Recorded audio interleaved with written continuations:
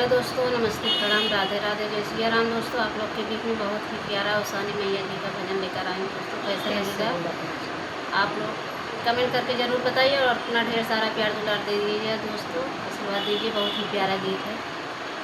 पसारिया चरा भिखिया मांगे सुहागिन, पसारिया चरा भिखिया मांगे सुहागिन।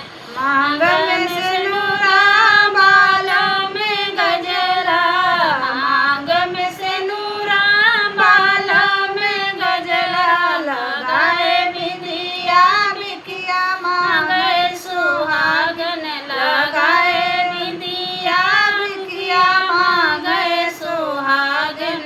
पसारिया चरा भिखिया मांगे सुहागन, पसारिया चरा भिखिया मांगे सुहागन। पियर साड़ी मैया के भावे, पियर साड़ी मैया के भावे। बेपई के दिनवा पूजनिया करावे, बेपई के दिनवा पूजनिया करावे। ओढ़ाए चुनरी भिखिया मांगे सुहागन, ओढ़ाए चुनरी भिखिया मांगे सुहागन।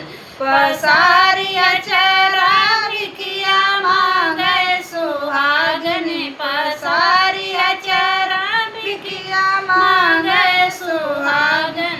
लैया बुझावे हो चनवा बुझावे, लैया बुझावे हो चनवा बुझावे। जलाए दिया ना भिखिया मांगे सुहागन, जलाए दिया ना भिखिया मांगे सुहागन।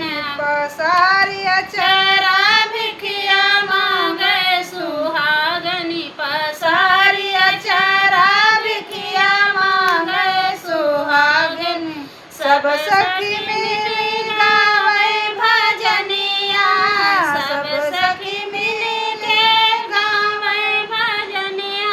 अवसानी माई के कहे कहानिया, अवसानी माई के कहे कहानिया।